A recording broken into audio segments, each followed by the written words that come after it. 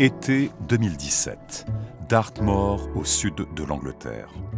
À 4 heures de route au sud-ouest de Londres, dans une nature encore d'apparence sauvage, nous nous rendons chez l'un des experts les plus en vue dans le monde des ondes électromagnétiques et de la radiocommunication mobile.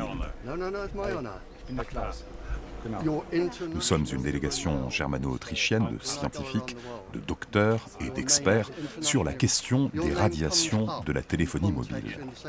Cet homme, à Dartmoor, est le Britannique Barry Trower.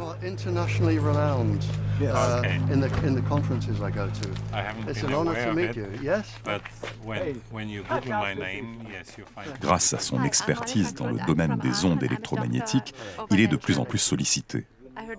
Ici, chez lui, il reçoit docteurs, scientifiques, experts et politiciens venus du monde entier. Les ondes électromagnétiques sont utilisées dans la technologie des radars, dans les fours à micro-ondes, la téléphonie mobile, le Bluetooth et le Wi-Fi. Et oui, nos téléphones portables et nos tablettes utilisent des ondes électromagnétiques pour communiquer. Ces compétences en matière de téléphonie mobile résultent de plus de 50 ans d'expérience professionnelle acquise dans le domaine militaire, domaine dans lequel l'usage des ondes électromagnétiques a débuté.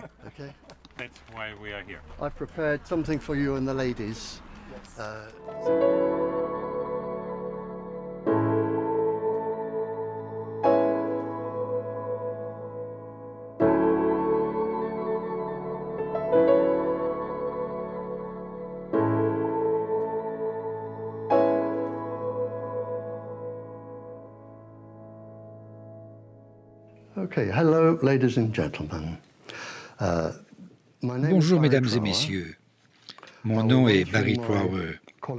Je vais d'abord vous parler de mes qualifications et de mon histoire. J'ai commencé mon apprentissage dans le domaine des ondes électromagnétiques en 1959 à la Royal Navy. J'ai utilisé des radars, des dispositifs d'armes de guerre par micro-ondes et j'ai travaillé avec l'unité de déminage sous-marine. J'ai été plongeur dans cette unité de la Royal Navy qui utilisait à l'époque des micro-ondes contre les mines sous-marines piégées. J'ai donc acquis une connaissance approfondie des secrets militaires concernant les micro-ondes et les dommages qu'elles peuvent causer. Les origines des techniques de communication numérique viennent en fait du monde militaire.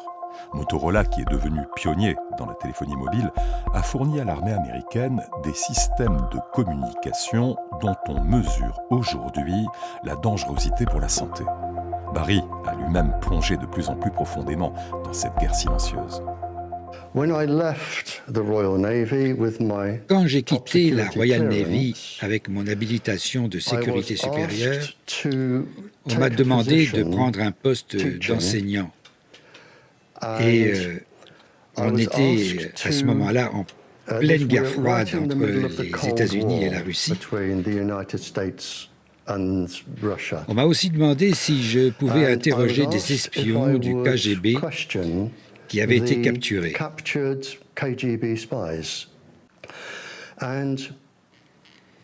L'une des choses que le MI6, MI5, les services secrets britanniques et les scientifiques du gouvernement voulaient connaître était la fréquence des impulsions des micro-ondes, comment elles affectent les différentes parties du corps, principalement le cerveau, et comment on pourrait utiliser ces fréquences électromagnétiques comme arme de guerre.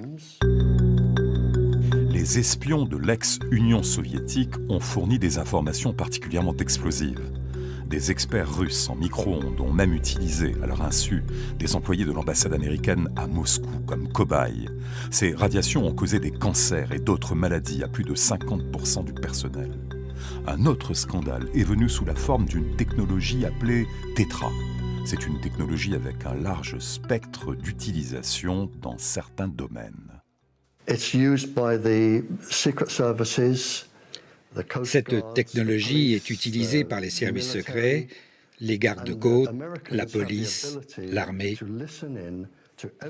Les Américains ont la capacité d'écouter n'importe quelle conversation dans chacun des 130 pays où elle est en usage.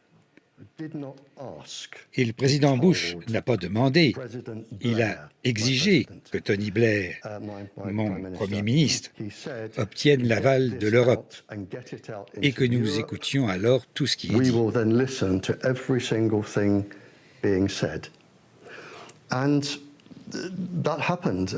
Et c'est ce qui s'est passé. Et dans mes rapports, dont l'un est sorti sur Wikileaks, j'ai dit que cela causerait des dizaines de milliers de tumeurs et de cancers. Et c'est ce qui arrive.